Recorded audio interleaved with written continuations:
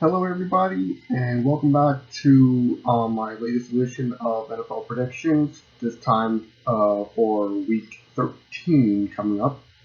Um, yeah, at the current moment, I've done a few adjustments to the chart. I don't know if y'all can tell, but anyway, at the current moment, I want to first apologize for not putting one up last week. It was Thanksgiving week. You can imagine how busy that ended up being, especially with my 10-hour shifts that I had to work.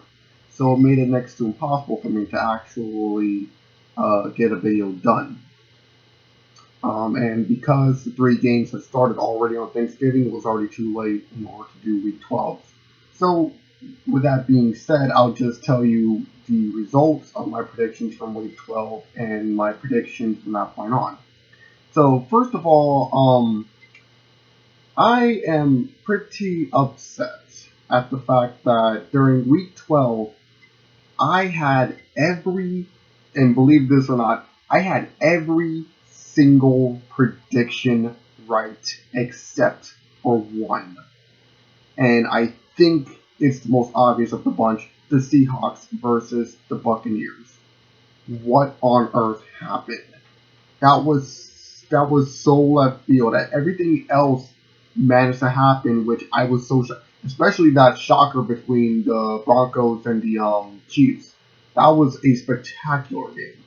But I just could not believe what happened with the Bucks and the Seahawks. But that being said, I had a 15-1 prediction rate, really good. And that's out of all 32 teams playing in one weekend. As you can see through my past, my predictions when they are good, they're not that close. My closest was week 11, and the fact that week 12 ended up being that close with all 32 teams there, that surprised me. And of course, if you heard that, sorry, that's my phone. Anyway, so going on now to week 13 and predictions from that point on. First of all, I'm so glad the Browns have finally gotten their break. Unfortunately, not a break as a win, but a break as in time to actually, rest them and the Titans, but more the Browns than anybody because they certainly need it. Um, so from that point, let's just go on to what I believe the results of everything's going to be. Cardinals, I believe, will go 4-11-1. I don't see them getting another win at any point this season.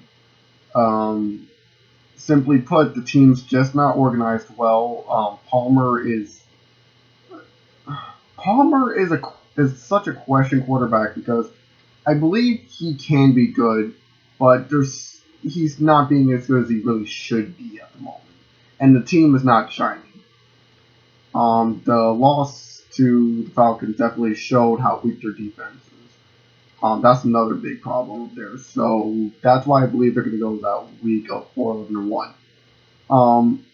Baltimore Ravens, I believe we're going to go 8-8, and as you can see from the chart, I have a lot of teams going 8-8, which is weird, but that's just what I see at the current moment. I believe the Ravens are going to go 8-8, simply because the team actually looked a lot more organized than I thought they were on both sides of the ball. As far as the third side, the kicking, that's the last thing they need to worry about. I mean, how sad is it that your kicker outscored almost everybody? Not just your team, but even the other team. Justin Tucker was responsible for 12 freaking points, which was more than what the Bengals got altogether, and was more than the Ravens got without the field goals. They only got one touchdown. That is shocking. And the fact that Tucker made 3 50-plus yarders just credits to what a great kicker he is. So, that being said, their offense is looking kind of sharp. Their defense still needs some work. But, altogether, I can't say the Ravens are bad anymore. Not good enough to make it to the playoffs, but I can't say they're bad. Next up, Buffalo Bills. I believe they're going to go 9-7. Positive record, but not enough to go into the playoffs. Reason being, they're in a tough division, and they have a tough schedule ahead of them. I mean, honestly, what else can you say? Their offense just needs some rhythm that they can continuously work on. Their defense needs help because I thought they were shining with their defense back in week 3, but that clearly went to crap. So that being said, the Bills just need a little help on defense. Offense can use a bit of a push, and hopefully with the return of Harvin, Watkins, I don't know. We'll find out. But the Bills, I think they have a positive season ahead of them, just not enough for playoffs. Carolina Panthers, 5-11. I believe they have only one more win on their schedule, and that's going to be against the Chargers. But other than that, the Panthers, they have a strong offense when they really push themselves, but their defense is just not what it used to be, period. And the fact that the Panthers were able to score 25 unanswered points against the Raiders and still not win just shows how not prepared that team is. They need help on their offensive line more than anything, and their defense could probably use a little bit better corner, a little bit more safety, but that's just opinion there. But overall prediction, 5-11, nowhere near to be a playoff team. Bengals, or no, the Bears, sorry. I believe they're going to go 2-14. No more wins simply because this team has been the most injured-riddled team, even more than the Browns, per se. The team can't get away from it. They can't get away from suspensions either, which is even worse. The team's just been overplayed. They're lucky to even have the 2 wins that they have at the current moment, and especially against the 2 teams that they have, oddly enough, against division rivals. The 2 best division rivals that they have. But all in all, Bears just desperately need help everywhere. Let's see here. Bengals, I believe, is going to be a 3-12-1 team. I don't see them getting another win except up against the Texans, because despite the fact that they are missing A.J. Green at the moment, it doesn't look like he's out for the entire season. That being said, they still have quite a few other players that are great for Andy Dalton to throw to. Eifert, LaBelle. I believe they have a Tate. I'm not 100% sure. But they do, in fact, have good enough receivers. Boyd, actually. That's who I was looking for, Boyd. They have really great receivers, and the point A.J. Green comes back, their offense is going to be back on fire up against the Texans, who we can, I say we can agree, their defense definitely needs help, because their offense can be strong at times, but when their offense is suffering, their defense is not making up for it. So, that being said, I think the Bengals won't be seeing that many more wins. I even think, because A.J. Green is, in fact, injured at the moment, the way he is, I don't think he's going to be able to come back for Week 14. And because the Browns are having their time. Well, I'll actually get to that matchup when they do. But that's just my predictions right now for the Bengals. 3-12-1. Seriously lacking compared to what they were last season. Next up, the Browns. 1-15. I can't help but to see them having only 1 win left in them. Or actually, 1 win, period, in them. And that's going to be in Week 14 up against the Bengals. Now, why am I saying this? If A.J. Green becomes healthy enough in order to play in Week 14 or even before that up against the Eagles, then I might say the Browns are looking at an 0-16 record. But even still, the Browns at least know the Bengals a bit. And despite the loss that they suffered up against them back in Week 7, I think the Browns might be able to pull something, especially if maybe RG3 becomes healthy again. They got Coleman back, finally, which is a big plus on their offense. But I'm just trying to be hopeful, to be perfectly honest, with the Browns.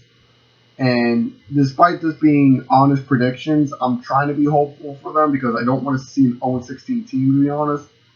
And like I said, they have things that might be working in their favor to actually give them that 1 win that they've been looking for all season. But, I mean, what can you do? Next up, we have the Green Bay Packers. The Detroit Lions. I believe they're going to go 9-7, and it won't be enough to clinch their division. Now, I've been switching between them and the Packers for division rights, and after really good studying of everything, I have to say I don't think the Lions are going to make the playoffs simply because they have the critical losses. What are the critical losses? Losses in their division. They currently are standing on 2 losses, one to the Packers, one to the Bears in their division. And if they lose to the Packers, according to my prediction in Week 17, then they won't make it to the playoffs. They're good offensively. They need a little bit of help on their defense. Their kicking is in good shape. But all in all, unless I see more out of the Lions, I don't see them making it to the playoffs simply because of those crucial needs of division wins. Next up, Houston Texans. I believe they're going to go 7-9. Now, why do I believe they're going to lose to the Jaguars of all teams? Or actually, no, sorry. Why do I believe they're going to lose to the Colts? Well, simply put, the Colts look like they're coming back into form very, very well. And that being the case, they just have a pretty tough schedule ahead of them. And like I said, up against the Bengals are going to have everyone healthy by that point, including AJ Green, or at least I'm pretty darn sure that's going to happen. And because of which, Texans don't have a good-looking future ahead of them. Because their main problem is they can start games, but they certainly cannot finish them. Now, I will say this much. That game in Mexico City up against the Raiders, the Texans were robbed of multiple first downs and multiple potential touchdowns that they should have received. That was a messed up game that seemed to be pretty lopsided. So, that's a loss I believe they shouldn't have received. But in the end, everything else, I just don't see them winning to go into the playoffs. But that's just what I'm saying. Indianapolis Colts, I believe, are going to share that record of 7-9. Their offense kind of needs help when it comes to staying, available. When I mean available, I mean either the players get open or they protect Luck better. Their defense certainly needs help. It's still not what it needs to be. And, obviously that's not the case when they went up against the Titans, but still, nonetheless, I don't see the Colts making it into the playoffs. Jacksonville Jaguars, 2-14. I don't see another win in their future for this season. The team is struggling defensively, and their offense has been hit with injuries from time to time. And right now, the running game is in terrible shape. But Bortles, people say, is the problem. I don't think he is. The problem is he can't get protection. And when you have to rush your quarterback with receivers who can't get clearly open, that's your problem. The team needs help with the offensive line more than anything, and their receivers need to do a better job at getting open. And I will say this about Bortles, he needs to be a better decision maker. He's a great quarterback as a rookie, but he needs to be better at decisions. And their defense certainly needs help because their defense just doesn't tend to show up when it really needs to. Next, we have the Kansas City Chiefs. Now, this is a weird one. I was really thinking they were going to be a playoff team, but the 9-7 record, due to the fact that they have a seriously tough schedule ahead of them, especially with multiple division matchups, something tells me they're not going to make it this season. And that's kind of a shame, to be perfectly honest, because they've been proving themselves to be quite a durable team. But only time will tell. Let's see here. Los Angeles Rams, 5-11. Why? Fisher doesn't know how to handle the offense. That's the reason. Their defense can't stay in a game, and their offense suffers heavily. because even though Keenum can, in fact, be a great quarterback with the right coach, he has had a problem with decision making similar to Blake Bortles. And now they're using Jared Goff, who I have to say, despite the fact that he didn't do much after the first 3 touchdowns up against the Saints, I believe Goff was actually a better quarterback than Keenum. He just needs a better coach. Fisher doesn't look like he's doing correct with the team. It's either him or the offensive coordinator that is not making this team a playoff-worthy team, and that's the reason why I believe they'll go 5-11 and not make the playoffs. Next up, Minnesota Vikings 9-7. This is going to be the shared record for those 3 teams in that division. The Vikings, though, I believe will not make it simply because, again, the crucial ones that they're losing that is hurting them. They lost to the Bears once. They lost to Detroit twice. If they lose to Green Bay in Week 16, as I have predicted, then they won't make the playoffs. Now, here's another thing to look at. With the Vikings, their defense doesn't look like it's up to par to what it used to be at the beginning of the season. Their offense needs help because although they have Asiata, although they have good receivers, although they have Bradford, it doesn't look like the team knows how to get the ball down the field well. And when the other team has the potential to score, say if the other team has the ability to protect their quarterback against your pass rush, their corners aren't good at outright roads.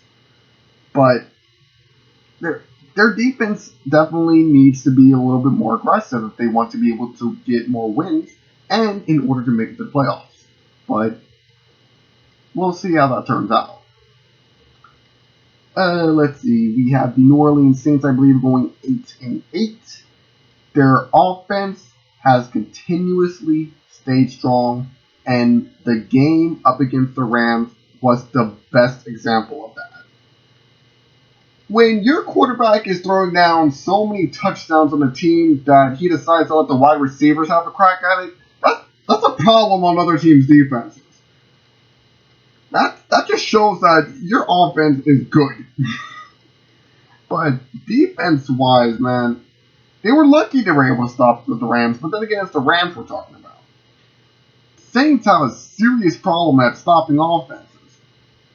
And until they can get that improved, they won't make the playoffs. Plain and simple. Next, New York Jets, I believe, have a 5-11 record ahead of them.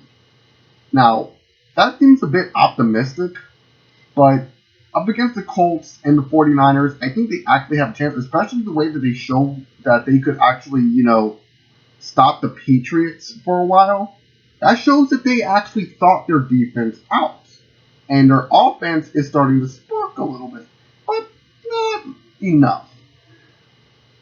That being said, their games are not going to be easy wins, the Colts and the 49ers, if they get those wins. But I'm saying a 5-11 because it looks like they might have something, but it's not at all going to be enough for a playoff run. Next, we have the Philadelphia Eagles. I believe they're going to go 6-10. Their offense can show up at times, but their run game is bad. Aguilar is certainly necessary for the Eagles offense because the fact that he sat out that game against the Packers, it proved that it showed Wentz doesn't really have many options when he's off field. Dorial Beckham Green is good.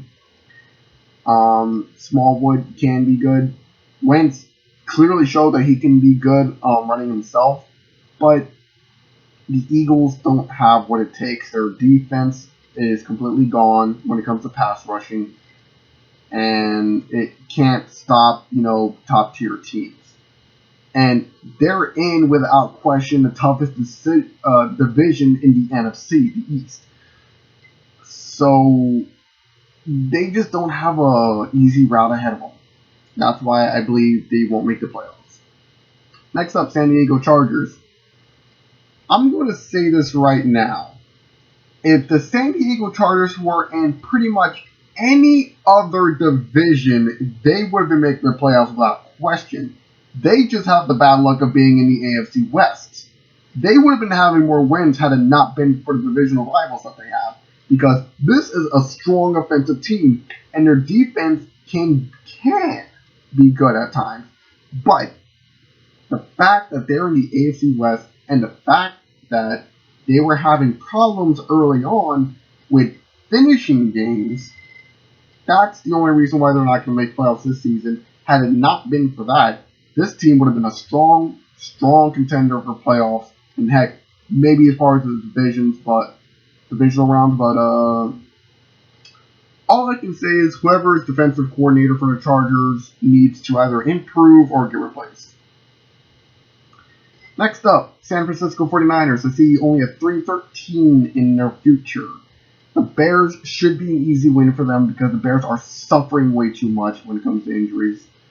And the 49ers are showing that their offense is starting to get a little stronger with the close win that they had up against the Dolphins, and the fact that they actually were able to stay there with the Patriots for a while before the Patriots just ran all over them. But all the way through, they have the Bears and the Rams that could potentially give them 2 more wins for the season, but that's clearly not enough to get them into the playoffs. So there's that. Tampa Bay Bucks. This has become the most confusing, unpredictable team in the entire darn bracket. They beat the Chiefs and the Seahawks. This was not a top-tier team. How on earth did they pull that off? And the fact that they straight up froze the Seahawks, did not let them get into the end zone, period. The Buccaneers completely confused me. So, with those 2 top-tier teams, I'm going to say very strong teams, the fact they beat them means that they have a good chance at beating some other strong teams in the future of this season. Will it be enough to make the playoffs? No. But that's what I have to say about the Buccaneers. They look like they're improving way too late in the season in order to get into the playoffs, but it looks like they're improving that it might help them next season. So those are those guys. Now let's move on to Wild Card. First up, the Denver Broncos, I believe, will be the second best team in the AFC West, go up against the Pittsburgh Steelers and lose to them. Reason being, their defense can be consistent and their offense can be, but they have a problem with stopping teams from getting, close to end zones or just getting touchdowns. Trevor Siemian is showing more development as a quarterback. If he can stay a little bit more consistent and the team's defense can be a little more consistent, they would have had a better shot. But the biggest problem that they have, without question, is the fact that they show up to games a little too late when it comes to their offense. Their defense stays consistent, but their offense shows up too late. Pittsburgh, if they got Roethlisberger, Brown, Coates, James, pretty much their main offense. If they keep those guys, I'm sorry, there's no beating them. Well, when it comes to the Denver Broncos. But yeah, they're going to be way too consistent in order to be stopped. And that's, I forgot to mention, especially both Bell and Williams.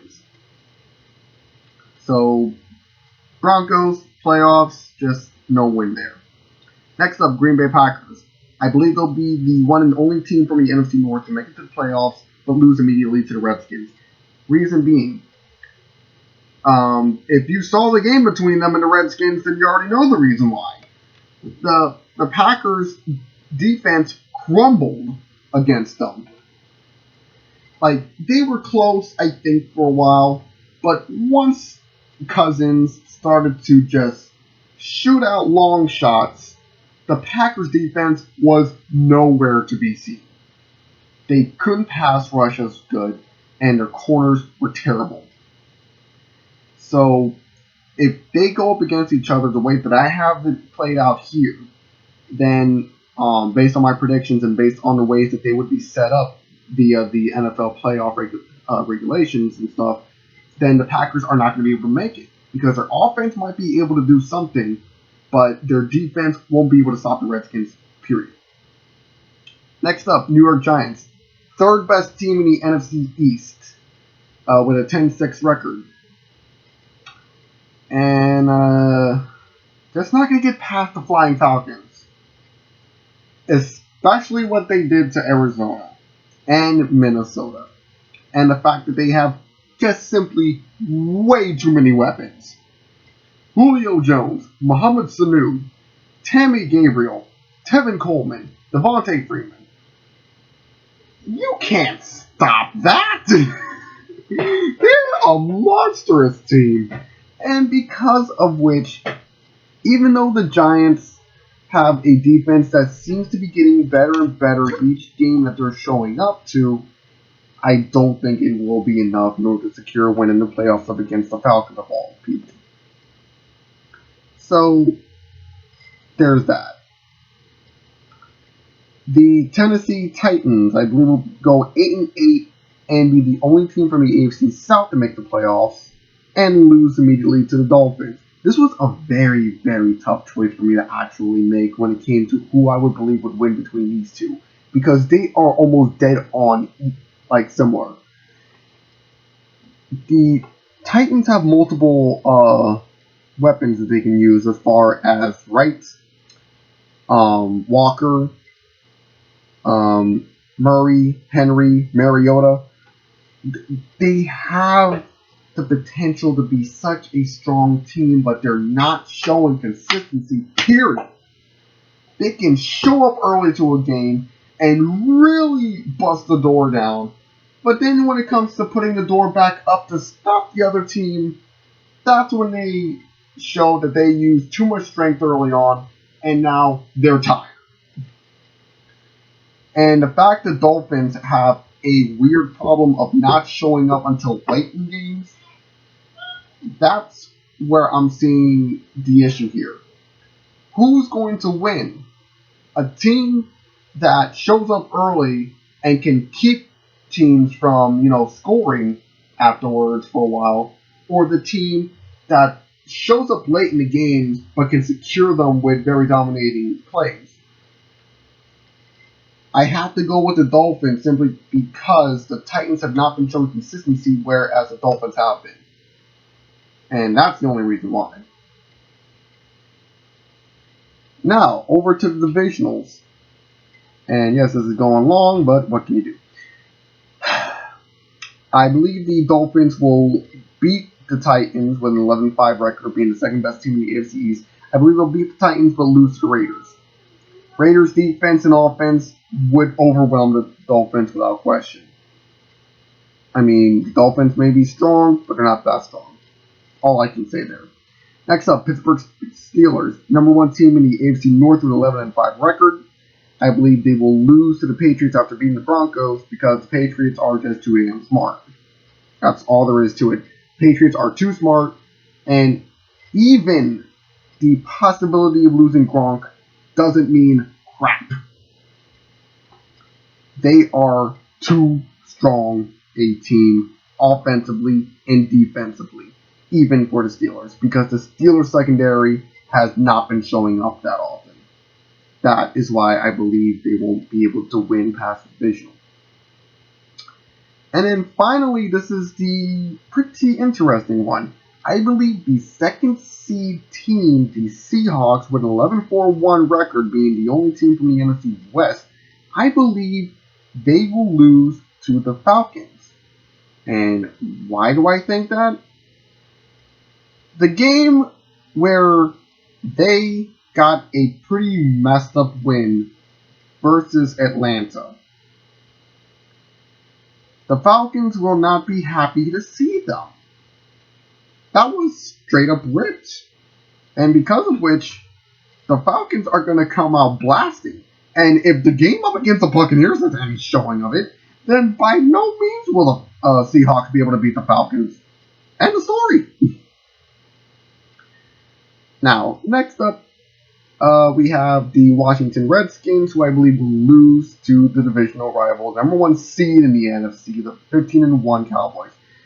I believe the Redskins will end with 11-4-1 record, but not be able to beat the Cowboys. Why? Well, I'm going to go as far as saying this. If anything was to happen, per se, to either Elliott or to Prescott, I don't think that's going to be enough in order to stop the team. Why? They have McFadden, who is not that bad of a runner, and they have Romo. Romo can play. If he has to replace Prescott at any point, the team is very well equipped, and the Redskins won't be able to stop their offense. Will they be able to stop their defense? Potentially.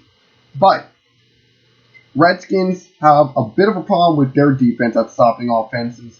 And as far as their offense goes, eventually I think the Cowboys would be able to stop them. But it would be a close matchup. And in the end, I still think the Cowboys would be able to win. Next up, conference matchups. I'm going to try to get this as brief as I can from this point on. Atlanta Falcons losing to Cowboys. Falcons being 12-4. Reasons why I think they won't be able to beat the Cowboys. Pretty much the same thing I was saying with the Redskins. Despite all the weapons that the Falcons have, the biggest weakness they have is their defense. Cowboys will be able to slaughter them through there.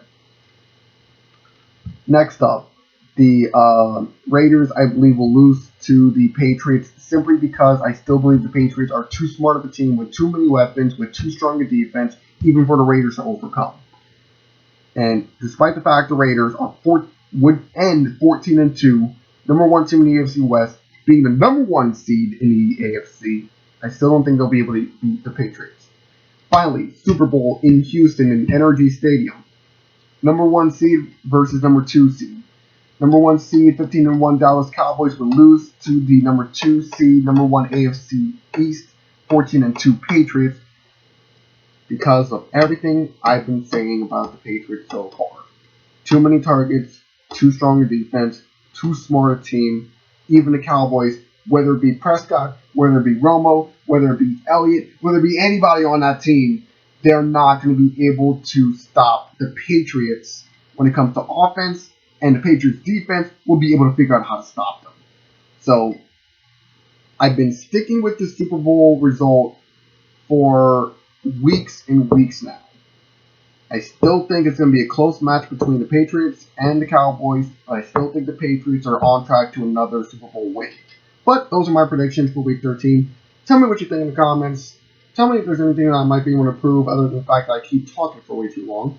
And this is Fireknight 3, going to sign out for now, and after Week 13, we'll see what happens when there's no breaks left in the season. This is Fireknight 3, signing out.